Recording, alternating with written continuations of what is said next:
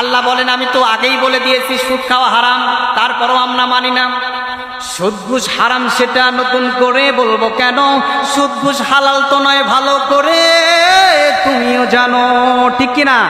আপনার লজ্জা করে না? আপনার আপন মায়ের সাথে জিনা করা সুদখোর ব্যক্তির শাস্তি, এই নিউজটা জানার পরে আপনি কিভাবে সুদ খান আমার তো বুঝে আসে না। আপনার মেমোরিতে, আপনার ব্রেনটে যদি এই বিষয়টা না যায়, মনে করতে হবে আপনার ভিতরে ঈমান দূরীভূত হয়ে গেছে, আপনার ভিতরে ঈমান নাই, আল্লাহর ভয় নাই, জাহান্নামের ভয় নাই। আপনাদের এলাকায় সুদের কারবার আছে না নাই? প্রতিটা ঘরেই চলে যাচ্ছে এই সুদের কারবার, কিন্তু অথচ এই সুদ আপনাকে জান্নাত থেকে দূরে সরিয়ে নিয়ে যাচ্ছে, আপনার ফ্যামিলিকে জাহান্নামী করে তুলছে। সেই সুদের শাস্তি সম্পর্কে আজকে শুনে যান। সম্মানিত বন্ধুগণ, আজকে সুদের 12টি শাস্তি সম্পর্কে আমি আপনাদেরকে লেকচার দিব। আপনারা আমার সাথে একমত আছেন তো? সুদ হারাম এটা আমরা সকলেই জানি, সুদের শাস্তি হবে এটাও জানি, আবার অনেকেই সুদের শাস্তি সম্পর্কে জানে না। আজকে আমি তাদেরকে নিউজটা দেওয়ার জন্য সুদের শাস্তি সম্পর্কে আমি বিষয়বস্তু টেনে আনলাম। কেননা প্রতিটা গ্রামেই, প্রতিটা মহল্লায় এখন সুদের কারবার অনেক বৃদ্ধি পাচ্ছে। এজন্য আজকের আমার আলোচ্যর বিষয় হচ্ছে সুদের 12টি শাস্তি রয়েছে। এই 12টি শাস্তি আমি আপনাদেরকে আজকে শুনিয়ে যাব। 12টি শাস্তির মধ্যে 1 নাম্বার পয়েন্ট হলো সুদ খাওয়া মানে আল্লাহর নবীর সঙ্গে যুদ্ধের ঘোষণা দেওয়া। নাউজুবিল্লাহ বললেন না? যে ব্যক্তি সুদ খাবে, যে ব্যক্তি সুদের কারবার করবে, যে ব্যক্তি সুদের লেনদেন করবে, সে ব্যক্তি প্রকাশ্যে আল্লাহ এবং আল্লাহর নবীর সঙ্গে যুদ্ধের ঘোষণা দিল। নাউজুবিল্লাহ বললেন না? তাহলে যে ব্যক্তি আল্লাহ এবং আল্লাহর নবীর সাথে যুদ্ধের ঘোষণা দিল, সেই ব্যক্তি কি জান্নাতে যেতে পারবে? জান্নাতের আশা করা কি যায়? কখনোই না।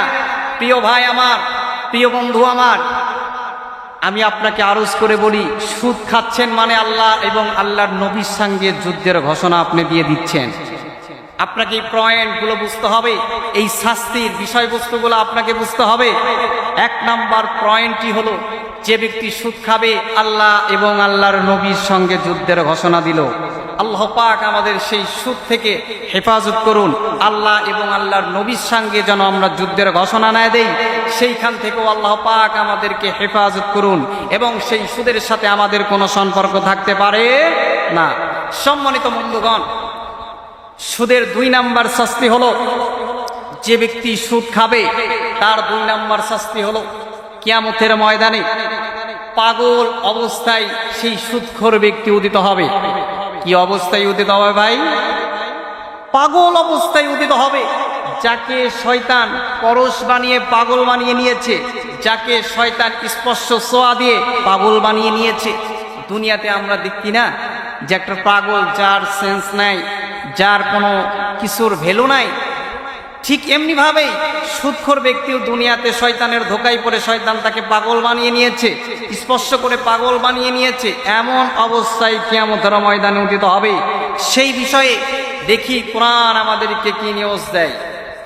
আল্লাহ রাব্বুল আলামিন কোরআন কারীমে 2 নম্বর সূরা বাকারা এর 275 নম্বর আয়াতে আল্লাহ তাআলা আমাদেরকে মেসেজ দিয়ে জানিয়ে দিলেন, الذين يأكلون الربا لا يقومون إلا كما يقوم الذي يتخبطه الشيطان من المس ذلك بأنهم قالوا إنما البيع مثل الربا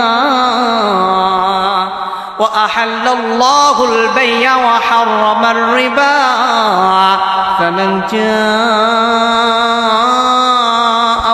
موعظة من ربهم فانتهى فله ما سلف وأمره إلى الله ومن عاد فأولئك أصحاب النار هم فيها خالدون। জোরে বলি আল্লাহু আকবার। আল্লাহ রাব্বুল আলামিন সুন্দর করে মেসেজ দিয়ে আমাকে আপনাকে জানিয়ে দিলেন, যেই ব্যক্তি সুদ খাবে সুদের 2 নাম্বার শাস্তি হবে। যে ব্যক্তি সুদ খাবে কিয়ামতের ময়দানে আল্লাহ পাক তাকে পাগল অবস্থায় উদিত করবেন। শুধু তাই নয়, পাগল অবস্থায় তাকে কিয়ামতের ময়দানে উপস্থিত করবেন। এবং ওই সমস্ত সুদখোর ব্যক্তি এমন বলে, সুদটা তো বেচা কিনার মতোই, বেচা কিনাও তো সুদের মতো, এমন করে বলে। কিন্তু অথচ আল্লাহ পাক বলেন, যালিকা বিআন্নাহুম ক্বালু ইন্নামাল বাইউ মিসলুর রিবা। জোরে বলি আল্লাহু আকবার। আল্লাহ রাব্বুল আলামিন বলেন, আমি বেচা কিনাকে হালাল করে দিয়েছি, সুদকে হারাম করে দিয়েছি। ওয়া আহাল্লাল্লাহুল বাই'a ওয়া হাররামার রিবা। জোরে বলি আল্লাহু আকবার। আল্লাহ রাব্বুল আলামিন বলেন, আমি সুদকে হারাম করে দিয়েছি আর আমি ব্যবসাকে হালাল করে দিয়েছি। এই নিউজটা যাওয়ার পর যেই ব্যক্তি মনে প্রাণে মেনে নিবে, যেই ব্যক্তি বিশ্বাস স্থাপন করবে সুদটা হারাম আর আমাকে খাওয়া যাবে না, এই অনুতপ্ত হয়ে যেই ব্যক্তি ফিরে আসবে, আল্লাহ পাক তাকে চাইলে পিছনের সমস্ত সুদের গুনাহ মাফ করে দিতে পারেন কি পারে না? এই ক্ষমতা আল্লাহ পাকের আছে না নাই? আর যেই ব্যক্তি সুদ খাওয়া হারাম এটা জানার পরেও, এই নিউজটা যাওয়ার পরেও যারা সুদ পরিহার করবে না, যারা সুদকে রিমুভ করবে না, লাইফে সুদকে ইনস্টল করেই রাখবে, আল্লাহ রাব্বুল আলামিন তাদেরকে উদ্দেশ্য করে বলেন, فمن جاءه موعظة من ربه فانتهى فله ما سلف وأمره إلى الله। জোরে বলি আল্লাহু আকবার। আল্লাহ রাব্বুল আলামিন বলেন, যারা এই সুদের নিউজ পাওয়ার পরেও সুদ পরিহার করলো না, তাদেরকে আল্লাহ রাব্বুল আলামিন কঠিন আযাবের মধ্যে গ্রেফতার করবেন। ওমান আদা ফাউলাইকা আসহাবুন নার হুম ফিহা খালিদুন। জোরে বলি আল্লাহু আকবার। আল্লাহ রাব্বুল আলামিন বলেন, সুদটা হারাম এটা জানার পরেও যারা ছাড়বে না, এটা জানার পরেও যারা সুদের কারবার করবে, লাইফে সুদটা নিয়েই পড়ে থাকবে, এদের জন্য কঠিন আযাবের ব্যবস্থা করে রেখেছি। যিনি কঠিন আযাবের ব্যবস্থা যিনি করে রেখেছেন তিনি কে? সম্মানিত বন্ধুগণ, এজন্য সুদের সাথে আমাদের কোনো সম্পর্ক থাকতে পারে না। এজন্য সেই সুদের সাথে বাংলার মুসলমানের সম্পর্ক থাকতে পারে না। আজকে আপনি সুদ খাচ্ছেন মানে আল্লাহর জান্নাত থেকেও আপনি দূরে সরে যাচ্ছেন। সম্মানিত বন্ধুগণ, আমি আলোচ্যর বিষয় নিয়েছিলাম সুদের 12টি শাস্তি। তার মধ্যে 2টা বিষয়বস্তু বলে দিলাম। 3 নাম্বার শাস্তি হলো, যে ব্যক্তি সুদ খাবে, সুদের কারবার করবে, কিয়ামতের ময়দানে তার গলার মধ্যে ফাঁস লাগায়া রাখছে মনে হবে, এমন অবস্থায় সে কিয়ামতের ময়দানে উদিত হবে। বুঝতে পেরেছেন বিষয়টা? যে ব্যক্তি সুদ খাবে, সুদের কারবার করবে, এই ব্যক্তি কিয়ামতের ময়দানে এমন অবস্থায় উদিত হবে, যার গলার মধ্যে ফাঁস লাগায়া রাখছে মনে হবে, এমন অবস্থায় উদিত হওয়া। নাউজুবিল্লাহ বললেন না? সেই সুদের সাথে কি আমাদের কোনো সম্পর্ক থাকতে পারে? সেই সুদের সাথে আমাদের কোনো সম্পর্ক থাকতে পারে না। সম্মানিত বন্ধুগণ, 3 নাম্বার আলোচ্যর বিষয় চলে গেল। আপনাদের মনোযোগ আছে তো এদিকে?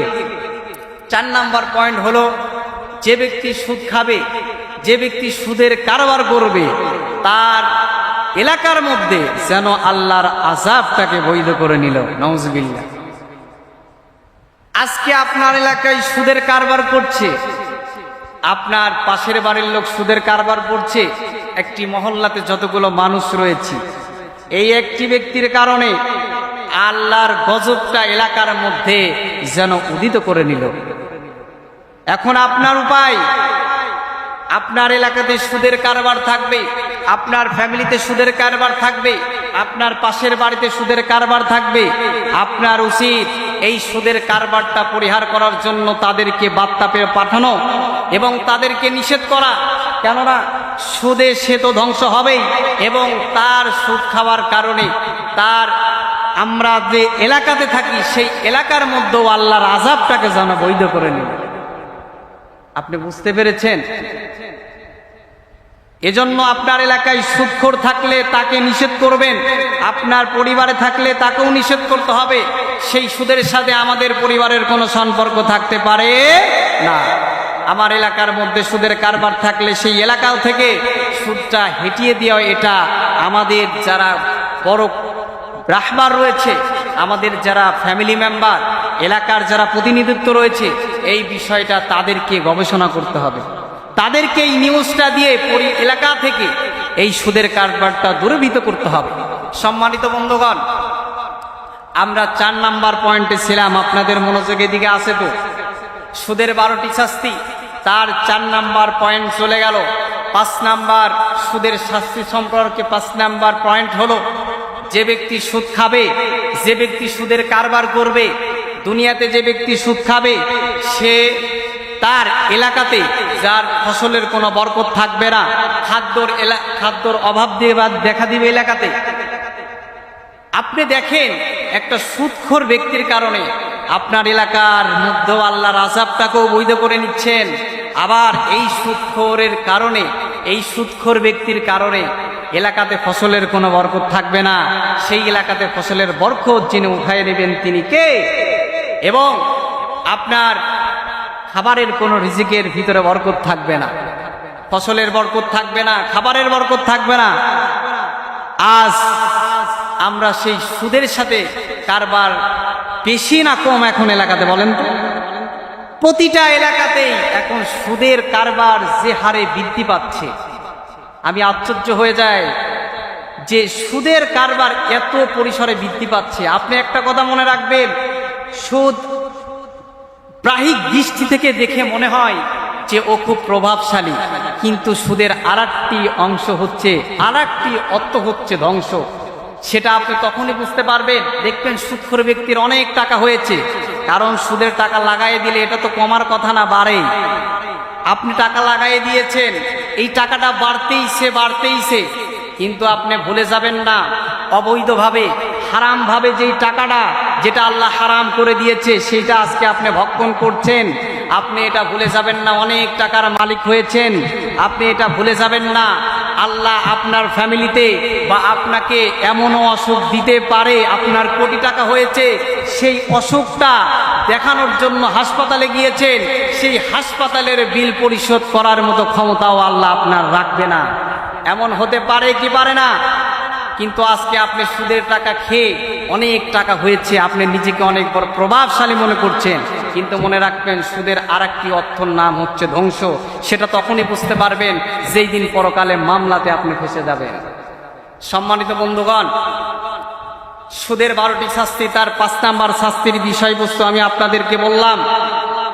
সুদের 6 নাম্বার শাস্তি হলো, সুদের 6 নাম্বার শাস্তি হলো, যেই ব্যক্তি সুদ খাবে কিয়ামতের ময়দানে এমন অবস্থায় উদিত হবে, তার পেটটা বিশাল বড় বাড়ির মতো হয়ে যাবে। আজকে বাংলার জমিনে অবৈধ টাকা আপনি খাচ্ছেন, অবৈধ সম্পদ ভোগ করছেন, আপনার পেটটা অনেক বড় হয়ে গিয়েছে, কিন্তু কিয়ামতের ময়দানে এই সুদখোর হারামখোর ব্যক্তিগুলো এমন অবস্থায় উদিত হবে, তার পেটের মধ্যে সাপ দেখা যাবে। কিয়ামতের ময়দানে এমন অবস্থায় উদিত হবে সেই সুদখোর ব্যক্তি, যার পেটের মধ্যে সাপ দেখা যাবে। নাউজুবিল্লাহ বললেন না? সেই সুদের সাথে আজকে আমার বাংলার মুসলমান জড়িত আছে না নাই? সেই সুদের সাথে আজকে আমার বাংলার মুসলমান এমন ভাবে জড়িত আছে যা বলে প্রকাশ করা যাবে না। আপনি দুনিয়ার মোহে পড়ে, দুনিয়ার লোভে পড়ে, টাকার পিছনে পড়ে আজকে আপনি এই যে যেটা আল্লাহ হারাম করে দিয়েছে তার প্রতি আপনার কতটুকু আগ্রহ। আফসোস আমার, আপনার জান্নাত থেকে আপনি দূরে সরে যাচ্ছেন। এই শাস্তিগুলো সম্পর্কে যদি আপনার নিউজ যায়, শোনার পরে আপনি কিভাবে সুদ খান? আপনার ভিতরে যদি ঈমান থাকে, আল্লাহর ভয় থাকে, এই শাস্তির নিউজগুলো যাওয়া মাত্রই আপনার ভিতর থেকে সুদ পরিহার করাটা জরুরি হয়ে দাঁড়ায় যদি আল্লাহর প্রতি আপনার ভালোবাসা থাকে। এজন্য সম্মানিত বন্ধুগণ, সুদের 6 নাম্বার শাস্তি হলো যে ব্যক্তি সুদ খাবে, সুদের কারবার করবে, কিয়ামতের ময়দানে তার পেটের মধ্যে সাপ দেখা দিবে। আল্লাহ পাক বলেন, আমি সুদটা হারাম করে দিয়েছি, তারপরেও তোমরা সুদের প্রতি আগ্রহী হও, কারণ এই সুদটা খাওয়ার কারণে তুমি নিজেই জাহান্নামে চলে যাবে। আল্লাহ বলেন, আমি তো আগেই বলে দিয়েছি সুদ খাওয়া হারাম, তারপরও আমরা মানি না। সুদ ঘুষ হারাম সেটা নতুন করে বলবো কেন? সুদ ঘুষ হালাল তো নয়, ভালো করে তুমিও জানো, ঠিক কিনা? সুদ ঘুষ হারাম সেটা নতুন করে বলবো কেন? সুদ ঘুষ হারাম, হালাল তো নয়, ভালো করে তুমিও জানো। সুদের টাকায় আজকে তুমি করছো বাড়ি, করছো ঘর, কি জবাব দেবে? তুমি যাবে যেদিন কবর ঘর, ঠিক কিনা? সেই কবর ঘরে কি আপনার যাওয়া লাগবে না? আজকে আপনি সুদ খাওয়া হারাম জানার পরেও সেটা খাচ্ছেন, জানার পরেও সেটা খাচ্ছেন। ওই যে ওমান আদা ফাউলাইকা আসহাবুন নার, আপনি জানার পরেও সুদ ভক্ষণ করছেন, আপনার জন্য জাহান্নামের শাস্তি নির্ধারিত হয়ে যাচ্ছে। হুম ফিহা খালিদুন, আপনাকে সেখানে চিরস্থায়ীভাবে থাকতে হবে। সম্মানিত বন্ধুগণ, সুদের 6 নাম্বার শাস্তি চলে গেল। সুদের 7 নাম্বার শাস্তি হলো যে ব্যক্তি সুদের কারবার করবে, যে ব্যক্তি সুদের লেনদেন করবে, সে যেন তার আপন মায়ের সাথে জিনা করলো। নাউজুবিল্লাহ বললেন না? আপনি সুদ খাচ্ছেন মানে আপন মায়ের সাথে জিনা করা। আপনার লজ্জা করে না? আপনার আপন মায়ের সাথে জিনা করা সুদখোর ব্যক্তির শাস্তি। এই নিউজটা জানার পরে আপনি কিভাবে সুদ খান আমার তো বুঝে আসে না। আপনার মেমোরিতে, আপনার ব্রেনটে যদি এই বিষয়টা না যায়, মনে করতে হবে আপনার ভিতরে ঈমান দূরীভূত হয়ে গেছে, আপনার ভিতরে ঈমান নাই, আল্লাহর ভয় নাই, জাহান্নামের ভয় নাই। সুদের 7 নাম্বার শাস্তি হবে আপন মায়ের সাথে জিনা করা। নাউজুবিল্লাহ।